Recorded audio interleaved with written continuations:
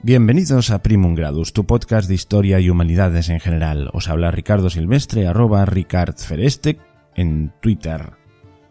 Estamos en iVoox, donde podéis poner todos los comentarios que queráis. También podéis poneros en contacto mediante el mail del programa, que es primumgradus@gmail.com.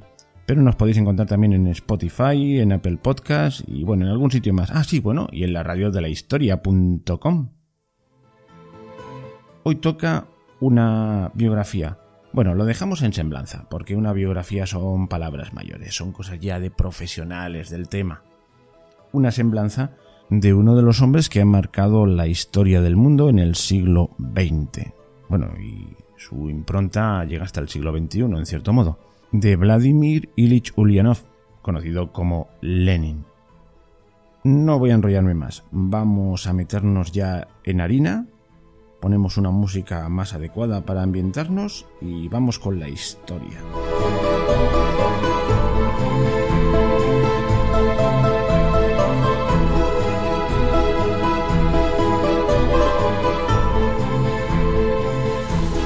Decía Rainer Maria Rilke que la verdadera patria del hombre es la infancia.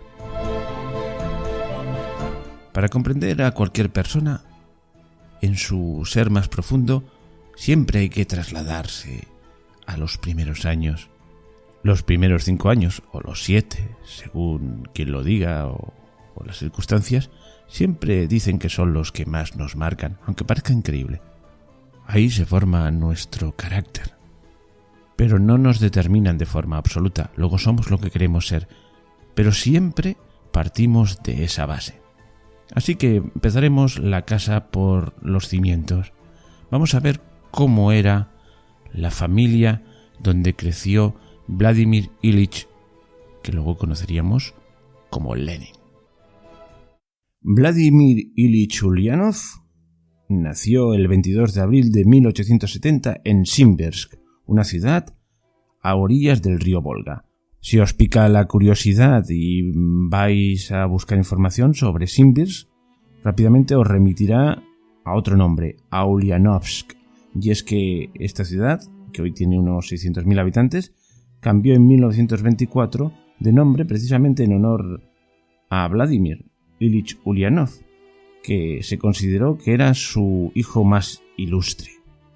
Pero claro, nació sin ser ilustre y sin ser famoso, pero no nació en una familia pobre ni proletaria.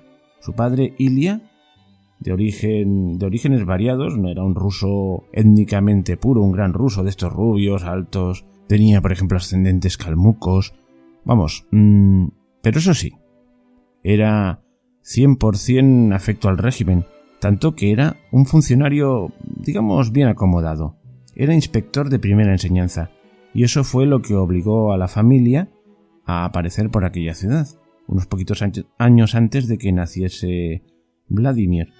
Su madre, María Alexandrovna Blank, tenía antecedentes suecos. Y si nos ponemos a rebuscar, pues también, no recuerdo si por parte de padre o de madre, pues también habían ascendentes judíos. Lo dicho, no eran unos eslavos étnicamente puros, pero plenamente identificados con el régimen. Si no, nos explica que fuese un funcionario su padre. Era inspector de primera enseñanza, de escuelas primarias para niños. Y es que durante el siglo XIX los zares, aunque absolutistas y todo esto, pues habían emprendido algunas reformas para mejorar el nivel de educación y el nivel de vida de la población en general. Quizás a algunos les parecerían insuficientes, como ya veremos en el desarrollo de este audio, pero en ello estaban. Su padre, como funcionario, tenía una equivalencia en cuanto a rango social civil a lo que sería un general, que estaba bien considerado. Y su madre, pues, tenía también, pues tierras, era terrateniente. Digamos que cualquier persona que accedía a determinados cargos públicos dentro de la administración acababa siendo como a formar parte de la pequeña nobleza. Eso lo digo por parte del padre. Y por parte de la madre, le venía de familia. Era una familia, que para la época podría ser progresista. Su Su abuelo, el doctor Blanc, pues era un fanático de la hidroterapia, una forma curiosa de llegar a la salud por medio de las aguas, y bueno, cosas de estas curiosas que siempre le da a la gente que quiere estar a la última. Aquella familia de 6 hijos vivía en una casa adecuada y bien acomodada, con la correspondiente servidumbre que ayudaba a la ama de casa, a María Alexandrovna, que fue la encargada principal de la educación de los hijos, puesto que el padre siempre estaba ausente de viaje, pues haciendo las inspecciones propias de todas las correspondientes escuelitas que habrían por la zona. Las distancias eran grandes y los caminos pues estaban de aquella manera. Digamos que la madre fue la encargada de educar a los hijos de una manera autodidacta. A términos actuales era una especie de homeschooling, avant la lettre, aunque todos acabarían en instituciones educativas, era lo previsto, pero los primeros años se educaban en casa. La madre en la familia era la figura atenta y amorosa que inventaba juego para los niños, los atendía. El padre era el orden estricto y la representación del sentido del deber.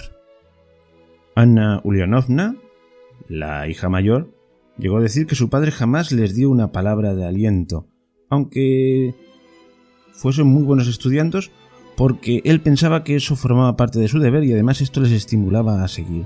Vamos, que las alabanzas les reblandecerían. Además, el padre era un hombre muy religioso, de una manera muy peculiar, de aquello de muy partidario del cumplimiento estricto de las normas religiosas, y cuando él estaba en casa, el orden más estricto imperaba, mandaba callar a todos y todo el mundo en silencio tenía que dedicarse a hacer algo. Así lo describen las crónicas familiares, los testimonios. ¿Os imagináis una casa de 6 niños? Lo primero que nos viene a la cabeza pues es un jolgorio impresionante, pues llegaba el padre y uno haciendo los deberes, otro leyendo, y cuando alguien levantaba la voz pues le mandaba callar inmediatamente. Vladimir aprendió a leer a los 5 años. A los 8 ya tocaba el piano y luego se hizo un gran aficionado al ajedrez. En 1879, es decir, con 9 añitos, ingresa ya en el Liceo de Simbirsk. Ahora ya toca una enseñanza formal lejos de casa. Hay que decir que los testimonios que se han podido recoger, que he podido recoger en distintas fuentes, decían que ya la gente que le conocía decía que tenía un gran parecido con su padre, en cuanto a carácter, ¿se entiende? Pero también en el físico. Y en cuanto a carácter, había heredado su fuerza de voluntad, su carácter enérgico y su aplicación. Era un señor que iba a fondo a los asuntos y no se desviaba ni a derecha ni a izquierda. Hay que decir que nunca mostró en sus palabras un gran afecto por su padre, pero sin embargo era muy parecido a su padre. A la que sí que estuvo siempre muy apegado fue a su madre. El 24 de enero de 1886 muere su padre. He leído de una apoplejía. Nunca he tenido claro qué es una apoplejía, pero es una muerte súbita. Vladimir entonces tiene 16 años. Y esto forma parte del doble terremoto que va a cambiar para siempre su vida.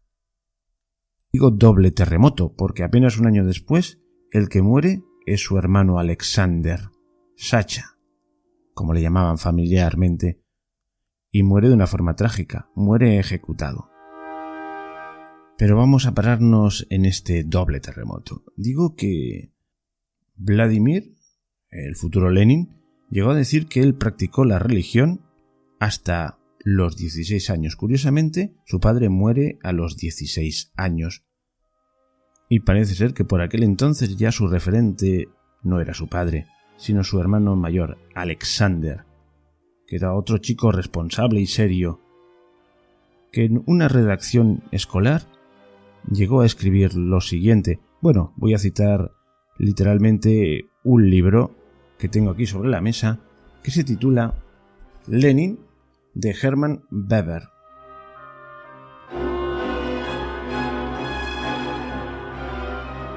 Alexander era un muchacho desacostumbradamente serio, responsable y de carácter firme. En una de sus redacciones escolares fijaba las cualidades que debía poseer una persona para ser útil. Primero, honradez. Segundo, laboriosidad. Tercero, entereza de ánimo. cuarto, inteligencia y quinto, conocimientos. Alexander en su comportamiento procuraba atenerse a esa máxima. En su época de estudiante, Alexander se había adherido a Narodnaya Volya, Voluntad del Pueblo, una organización revolucionaria rusa.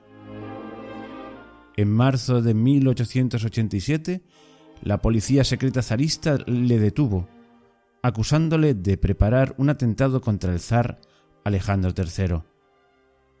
Los esfuerzos de la madre por salvar a su hijo fracasaron, muy posiblemente porque aquél asumió con valentía los hechos que se le imputaban. El 20 de mayo de 1887, Alexander Ulyanov fue ahorcado en San Petersburgo.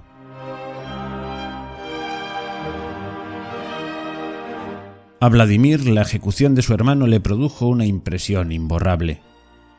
Un año después de fallecer su padre, perdía a Alexander, el modelo de su infancia y juventud.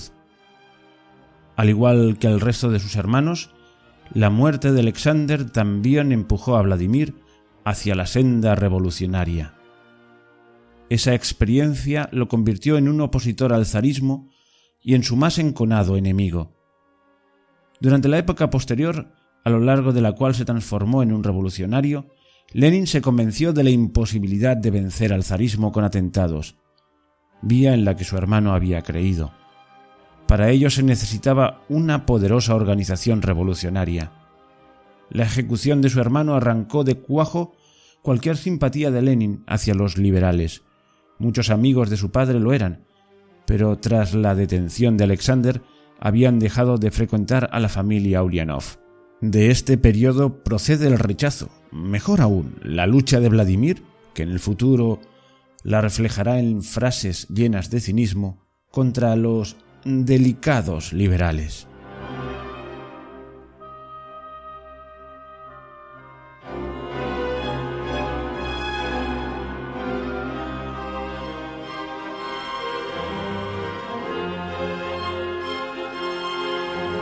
Antes habíamos dicho que había heredado de su padre, como su hermano, un carácter firme y determinado. Tanto es así que mientras su hermano Sasha era juzgado para ser condenado a muerte, a Volodia, que era el nombre cariñoso que tenía en su familia, Volodia es Vladimir, pues le tocaba prepararse para unos exámenes decisivos, el examen de reválida, y lo hizo a conciencia, poniendo en ello toda su voluntad, más allá de las circunstancias que le podían haber distraído. Sus calificaciones fueron brillantísimas. Y veamos lo que dice un tal Kerensky, luego volveremos sobre este nombre, que era el director del instituto donde estaba Vladimir. Vuelve a ser una cita del mismo libro anterior. Extraordinariamente dotado, siempre diligente y esmerado en sus estudios, Ulyanov fue el mejor alumno en todos los cursos. Al finalizar el bachillerato, se le distinguió con la medalla de oro por sus éxitos, sus progresos y su comportamiento. Nunca, ni en el instituto ni fuera de él, dirigentes o profesores emitieron el más leve juicio u opinión desfavorable sobre su persona. Sus padres vigilaron siempre con exquisito cuidado los estudios y la evolución moral de Ulyanov. Desde 1886, fecha de la muerte del padre, la madre se encargó en solitario de esta tarea y se desvelaba por educar y cuidar a sus hijos. La educación estaba basada en la religión y en una disciplina razonable. Los excelentes resultados de esta educación doméstica se patentizaban en el inmejorable comportamiento de Ulyanov.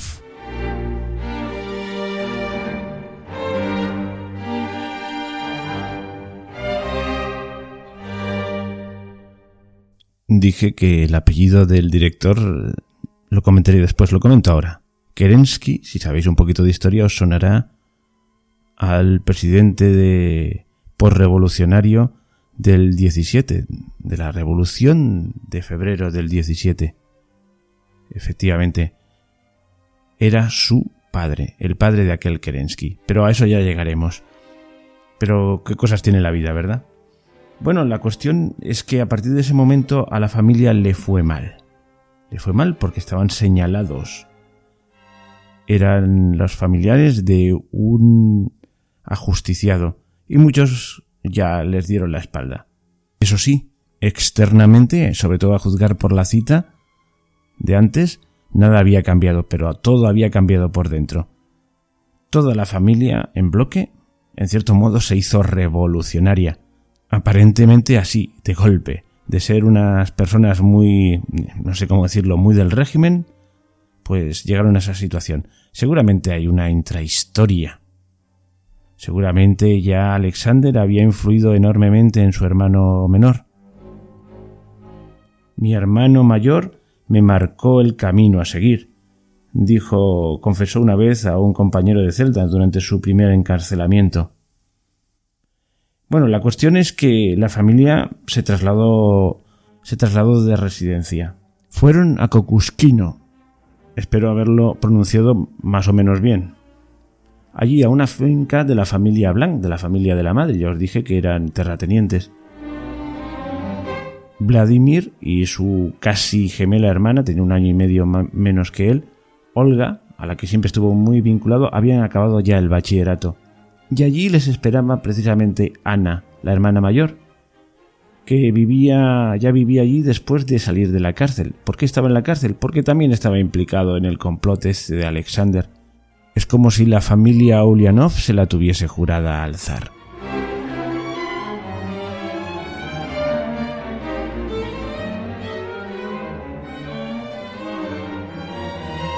A Kokuskino llegaron a finales de junio de 1887. Al llegar el otoño de ese mismo año, la familia marchó a Kazán para que Vladimir pudiera matricularse en la Universidad de Kazán. Por ser hermano de un condenado, le estaba vetado ir a San Petersburgo.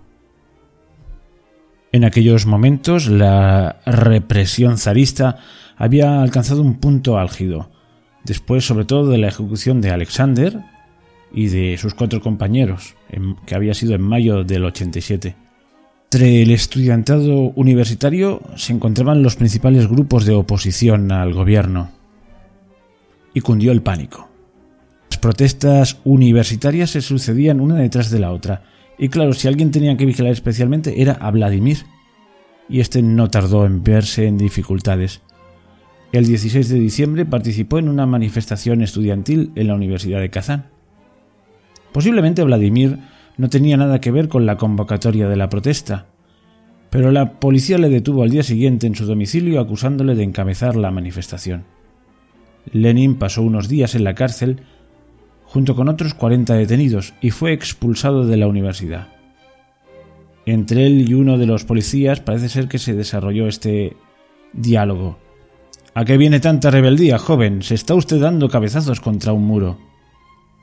Es un muro cierto, pero amenaza ruina y en cuanto se le empuje un poco, caerá. Al final, Vladimir fue confinado en la propiedad de su familia, otra vez en Kokuskino, y sometido a vigilancia policial, igual que su hermana Ana. En el atestado del departamento de policía se decía que estaba así por participar en disturbios estudiantiles y que fue expulsado de la universidad, desterrado de Kazán y vigilado por la policía secreta. Durante 1 año vivió como un ermitaño. Eso nos lo cuenta Ana, que dice: no teníamos vecinos y pasábamos el invierno en la más absoluta soledad. A veces nos visitaba algún pariente lejano, otras veces el jefe de policía del distrito para comprobar que yo seguía allí y no incitaba a los campesinos a la rebelión. Vladimir leía mucho, jugaba con su hermano menor o iba de caza en invierno con esquíes. Estas fueron, por decirlo así, sus primeras prácticas de tiro, pero la caza no rindió beneficio en todo el invierno. En octubre del año siguiente, Vladimir fue autorizado para regresar a Kazán. Su familia alquiló una vivienda en un sitio peculiar, la falda de una montaña. Entonces, Vladimir eligió como gabinete de trabajo una de las dos cocinas porque, como estaba más lejos de las estancias principales, era la más tranquila. Aquí recuerda a su padre, que quería siempre tranquilidad y odiaba el griterío y el jolgorio. Allí pasaba la mayor parte del día enfrascado entre montañas de libros. Lenin trabajaba y trabajaba intensamente. Se enfrascaba en los libros. Fue por aquella época cuando leyó por primera vez El Capital de Karl Marx. Y también se reunía con representantes de los Narodovцы, los campesinos revolucionarios rusos. Estaba metido de hocicos en teorías revolucionarias y en el activismo político. Y si os parece, dejamos al joven Vladimir Ilich Ulyanov, futuro Lenin, así sepultado por montañas de libros, y hacemos un paréntesis explicativo que creo que viene al caso.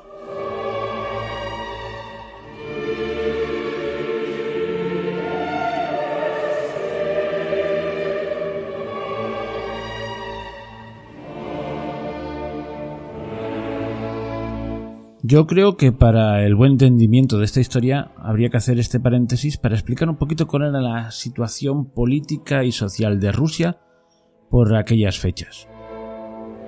Rusia era, para algunos, el enfermo de Europa. Eso los que consideraban a Rusia como parte de Europa. En Rusia tradicionalmente se han dado dos facciones enfrentadas. Una proeuropeísta, prooccidental, y otra pues más cerrada en sí misma. Y siempre han convivido de mejor o peor gana. Desde luego, a partir del siglo XVIII se suceden una serie de zares más o menos ilustrados y más o menos ansiosos de renovación. Lo cierto es que se llega al siglo XIX con la mayoría de los campesinos adscritos a la tierra, como en el más rancio feudalismo.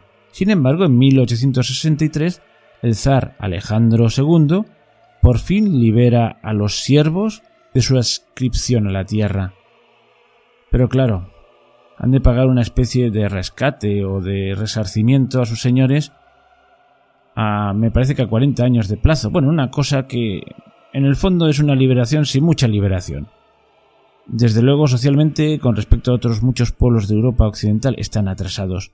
Vienen nuevos aires y este zar Alejandro II impulsa tan revolucionaria medida como la liberación de los siervos, pues cae asesinado en 1881. Y claro, para los sectores más inmovilistas es como una advertencia. De nada sirve hacer concesiones a los revolucionarios. Te pagan con un tiro. De hecho, el hermano de Vladimir, Alexander, planeaba un atentado contra el zar Alejandro III precisamente en el aniversario de la muerte de su padre, de Alejandro II. Y es que había movimientos subversivos muy abundantes en Rusia. Movimientos liberales, pero otros más extremistas. Y empieza a florecer una corriente muy rusa, el nihilismo, básicamente anarquista extremo y que está dispuesto a todo. El nihilismo nihil es nada, es la absoluta protesta contra todo lo precedente, es volver a empezar de nuevo, es aniquilar el viejo orden por la aniquilación. Es una cosa muy extraña y muy difícil de explicar. Yo diría que la mejor explicación que he encontrado la he encontrado en la literatura, más que en los libros de historia. Y os recomiendo un libro, si tenéis ganas de leerlo, porque es un libro duro. Es de Fyodor Dostoyevsky, se titula Los demonios o los diablos. Y bueno, y narra de esto de grupúsculos conspiranoicos o conspiradores directamente. Eso sí, siempre se dan entre las altas capas de la sociedad, entre los pequeños burgueses, la nobleza. Su fin principal es el terrorismo y la destrucción de todo, de la religión, del Estado, del zar, bueno, de la sociedad, de la moral. derrumbar el mundo para edificarlo de nuevo. Luego había otros grupos más moderados, y entre los estudiantes pues también abundaban este tipo de ideas revolucionarias, que la mayoría de ellas optaban, como en el caso de Alexander, por el terrorismo, por el asesinato. Y circulaba además entre estos grupúsculos pues el famoso Catecismo del Revolucionario, cuyo principal autor es Nechayev, aunque también está por ahí la mano de Bakunin. Para que veáis las ideas que se respiran en ese panfleto, os voy a leer algunos párrafos.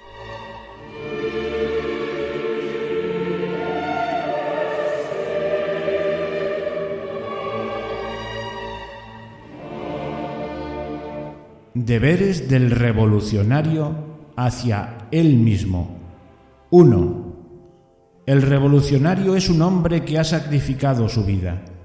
No tiene negocios, ni asuntos personales, ni sentimientos, ni ataduras, ni propiedades, ni siquiera un nombre.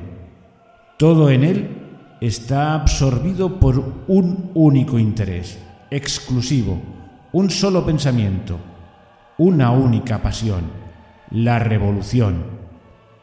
2. En lo más profundo de su ser, y no solo con palabras, sino también con actos, ha roto todo lazo con el orden burgués y el conjunto del mundo civilizado, así como con leyes, tradiciones, moral y costumbres en vigor en esta sociedad. Es el enemigo implacable de esta sociedad, y si continúa viviendo en ella, es para destruirla mejor. 3. Un revolucionario desprecia cualquier teoría, renuncia a la ciencia actual y la deja para las generaciones futuras. Solo reconoce una ciencia, la de la destrucción. Con este fin exclusivo estudia mecánica, física, química y ocasionalmente medicina. Con esta meta se entrega día y noche al estudio de las ciencias de la vida, los hombres, su carácter, las relaciones entre ellos, así como las condiciones que rigen en todos los campos del orden social actual. La meta es la misma: destruir lo más rápida y seguramente posible esta ignominia que representa el orden universal. 4. El revolucionario desprecia la opinión pública, siente desprecio y odio hacia la moral social actual, sus directivas y manifestaciones. Para él, lo moral es lo que facilita el triunfo de la revolución y lo inmoral y criminal lo que lo contraría. 5. El revolucionario ha sacrificado su vida, por lo tanto ya no se pertenece. No tiene ningún miramiento hacia el Estado, principalmente, ni hacia la clase cultivada de la sociedad, por lo que no debe esperarlo tampoco. Entre él y la sociedad un combate a muerte tiene lugar, una lucha abierta o clandestina, sin tregua ni gracia. Debe estar dispuesto a soportar todos los tormentos. 6. El revolucionario, duro consigo mismo, debe serlo con los demás. Simpatías o sentimientos que podrían reblandecerlo y que nacen de la familia, la amistad, el amor o el agradecimiento deben ser ahogados por la única y fría pasión de la obra revolucionaria. No existe en él más que un gozo, un consuelo, una recompensa, una satisfacción: el éxito de la revolución.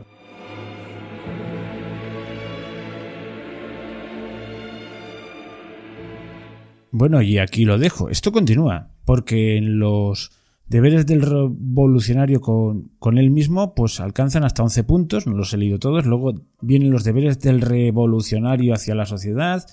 Y bueno, y todo está escrito en el mismo lenguaje. Pues esto era un bestseller entre los estudiantes revolucionarios de la época.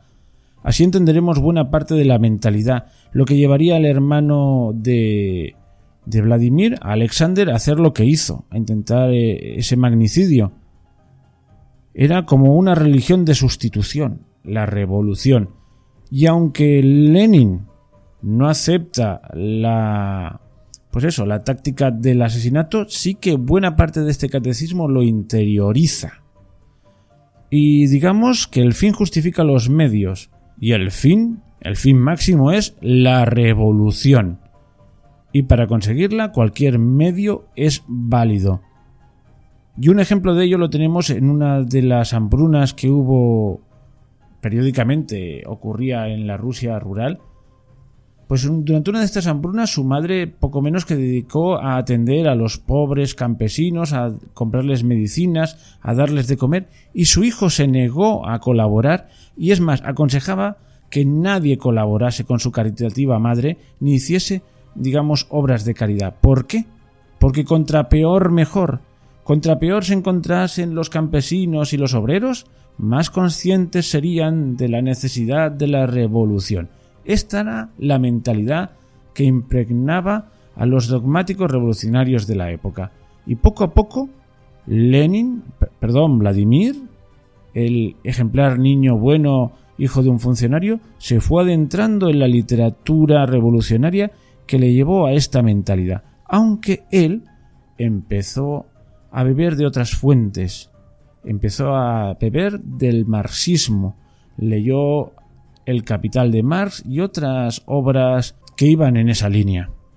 Y bueno, después de este brevísimo paréntesis, vamos a acabar de ver lo que le pasó al jovencísimo Lenin, todavía Vladimir, con sus estudios y si al final pudo acabarlos.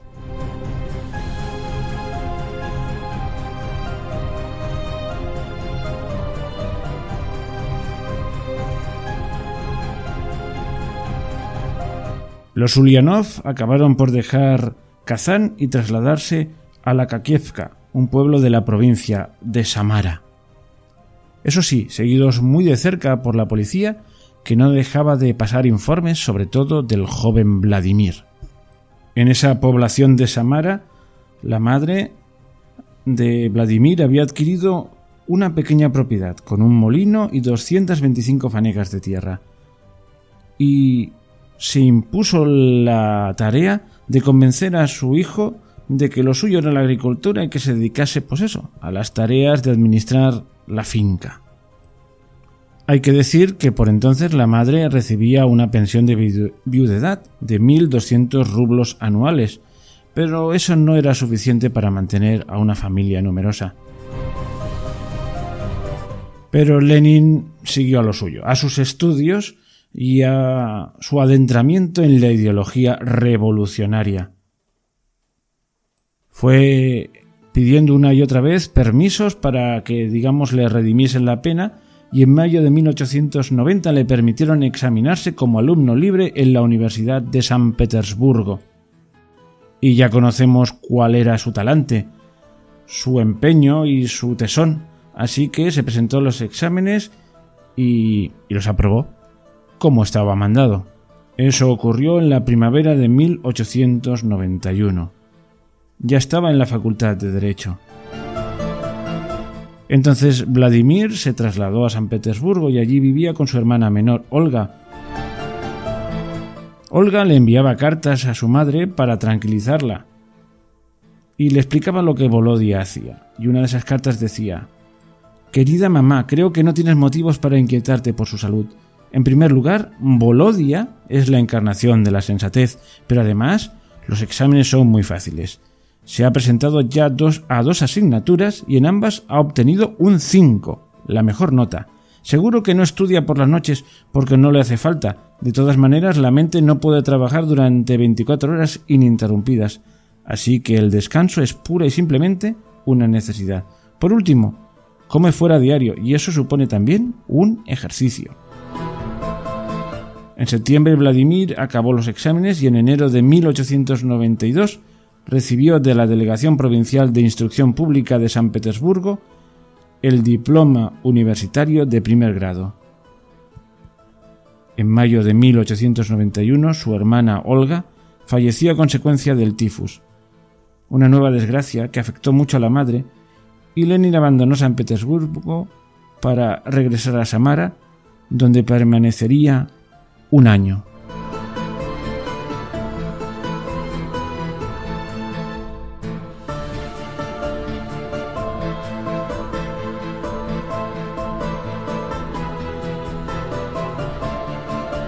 Y bueno, aquí dejamos a Lenin ya con los estudios encarrilados y con los inicios de sus estudios revolucionarios. Y aquí acabo este audio. Quizás a alguno le habré defraudado. Otra vez fraccionando la historia. Pero bueno, es que mi tiempo es mi tiempo y es lo que dispongo. Ya sabéis que lo hago esto sin guión previo, pero eso sí, ya tengo las citas preparadas y una especie de escaleta con lo que voy a decir. Y ya al principio ya me había dado cuenta de que esto da para 2 o 3 horas. En fin, que lo iremos partiendo en capitulitos. No me da la vida para más, ojalá pudiera dedicarle más tiempo. Hombre, si tuviese, pues no sé, como 2.000 personas, 2.000 fans en iVoox, pues a lo mejor me podía dedicar en cuerpo y alma a esto, pero no los tengo. Así que, como tengo que trabajar, pues tengo que cortar aquí. Y bueno, el siguiente capítulo que veréis de Primum Gradus, pues será El Quijote, que es otro de mis compromisos, El Quijote semanal, y otro programa que he grabado a medias con Fernando Cañas, que será como la continuación de aquel programa dedicado a Islero. Hablaremos de la energía nuclear en España y de algunos accidentillos que han habido y cosas de este estilo. Algunas conocidas y otras no tanto. Y bueno, pues yo os lo digo, me faltan 1990 contribuyentes para que pueda dedicarme en cuerpo y alma a esto y pueda hacer un programa largo. Yo os animo, mira, os voy a poner la propagandilla al final, ahora, para ver si alguno se anima. Y bueno, de todas maneras, si esto os ha gustado, poned un me gusta. Y antes del próximo episodio de Lenin, pues van estos dos que os he dicho. El del Quijote y el de la energía nuclear. Pero el siguiente ya será, otra vez, el siguiente capítulo de la biografía de Lenin. Bueno, os dejo con el mensaje publicitario.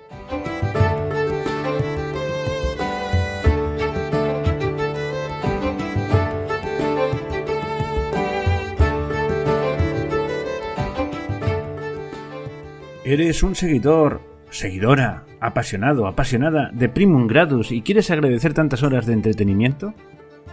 Apoya a Primum Gradus y podrás disfrutar de episodios extras al menos una vez al mes, con un contenido específico para fans muy fans, donde se hablará de esas cosas interesantes que se desechan a la hora de hacer los audios porque no encajan en los temas tratados, de curiosidades que encuentro al buscar información y muchas cosas más. Y sobre todo, ayudarás a que Primum Gradus no solo continúe, sino que pueda mejorar. Instala gratis la app de iVoox, busca Primum Gradus y pulsa en apoyar, desde donde podrás elegir la cantidad de tu aportación. Si te apetece y puedes, te lo agradecemos eternamente, pero si no, solo debes esperar al siguiente episodio regular del podcast, que seguirá ofreciéndose como hasta ahora. Anímate y colabora a que este podcast siga realizándose con la misma pasión e ilusión de siempre, y ahora disfrutando de contenidos extras.